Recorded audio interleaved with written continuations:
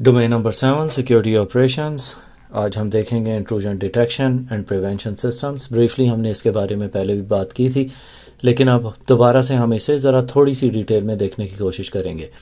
Intrusion detection system होता है, it's a device और software application that monitors the network systems and malicious activity. अब यहाँ पे नेटवर्क सिस्टम्स बहुत इंपॉर्टेंट है और पॉलिसी वायलेशंस।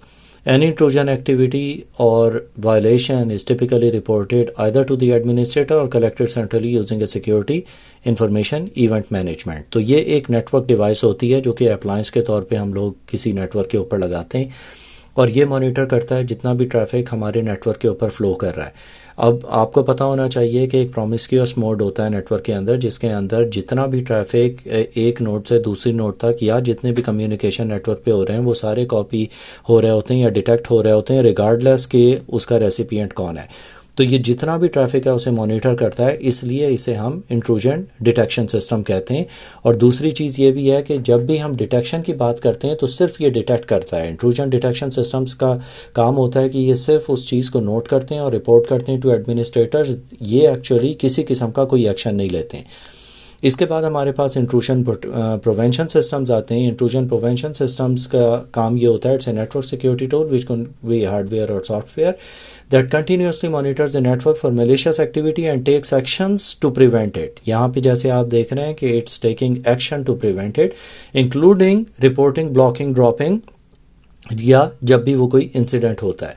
तो ये सिर्फ उसके ऊपर एक्शन नहीं लेता, ये उसे इन्फॉर्म भी करता है एडमिनिस्ट्रेटर्स को और उसको रोकने की भी कोशिश करता है।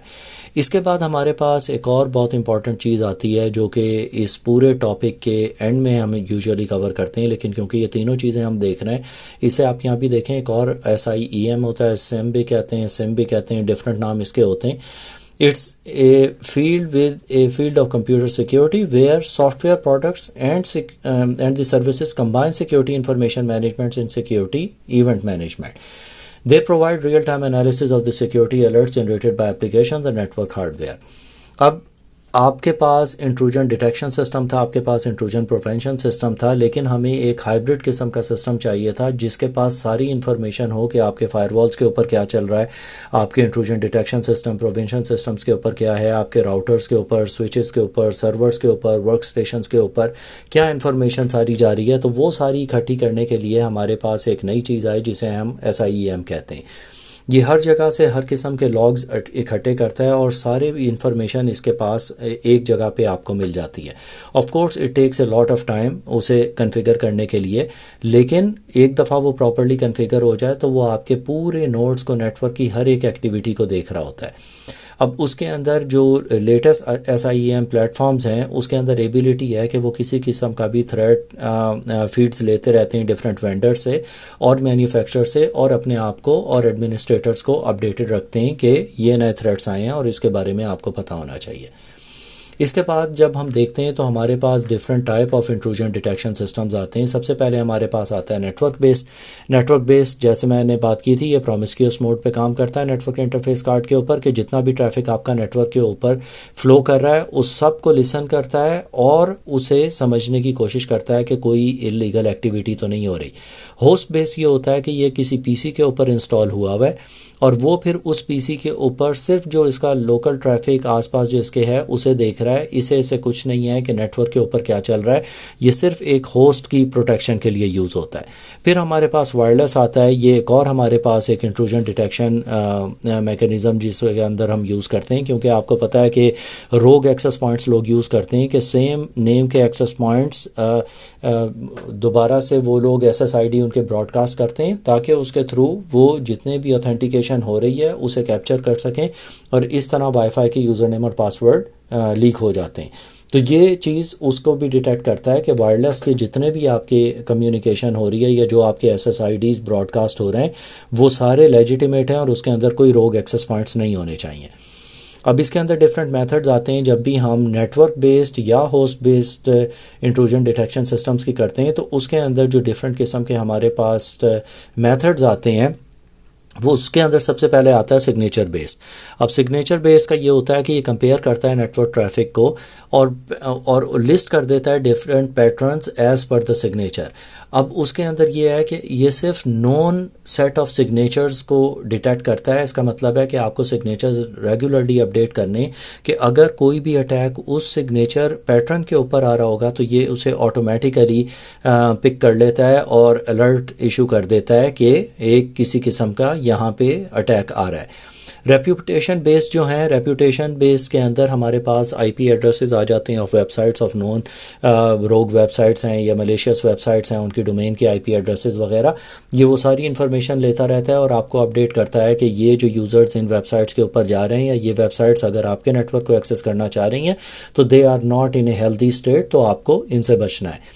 फिर हमारे पास एक आता है जिसे हम एनोमली बेस्ड या ह्यूरिस्टिक बेस्ड या बिहेवियर बेस्ड भी कहते हैं। इसके अंदर क्या होता है कि ये मॉनिटर करता है ट्रैफिक को नेटवर्क के और अपना एक प्रोफाइल बिल्ड करता रहता है with the passage of time.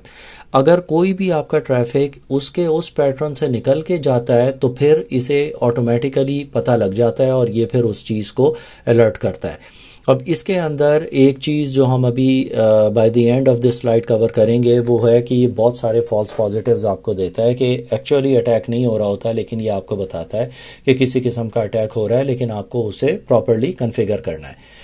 अब लोगों को पता है जो भी अटैक करने की कोशिश करते हैं कि intrusion detection system, prevention system, ये सेम सिस्टम्स चल रहे हैं, तो वो डिफरेंट मास्किंग टेक्निक्स यूज़ करते हैं in order to hide their activities. उसके अंदर सबसे पहले आता है फ्रेगमेंटेशन। फ्रेगमेंटेशन ये होती है कि वो अपना जो भी अटैक है उसे वो फ्रेगमेंट कर देते हैं इन डिफरेंट पीसेस ताकि आपके इंट्रूजन डिटेक्शन या प्रिवेंशन सिस्टम्स उसे ईजीली ना देख सकें। एवॉइडिंग डिफ़ॉल्ट्स के कोई भी जो भी नॉन पोर्ट्स हैं जैसे टीसीपी पोर्ट्स हैं, कोई भी नॉन पोर्ट्स हैं उसके ऊपर नहीं करते वो अटैक, वो किसी अननोन पोर्ट्स के थ्रू आके अटैक करने की कोशिश करते हैं। लो बैंडविड्थ और कोऑर्डिनेटेड अटैक्स के अंदर ये होता है कि लो बैंडविड्थ आप बहुत सारा एक ही साथ आप बहुत सारी नोड्स को स्कैन नहीं करते, आप बीच में पॉज टाइम देते हैं और उसके थ्रू वो आपके आईडीएस या आईपीएस के ऊपर डिटेक्ट नहीं होता, या आप डिफरेंट मशीन्स या आईपीज एड्रेसेस यूज़ करते हैं in order to launch an attack ताकि इंट्रूजन डिटेक्शन या प्रिवेंशन सिस्टम से बचा जा सके। एड्रेस स्पूफिंग के अंदर है कि डिफरेंट प्रॉक्सीज यूज़ कर ली या वीपीएन यूज़ कर लिए तो डिफरेंट एड्रेसेस से आते हैं और पता नहीं लगता।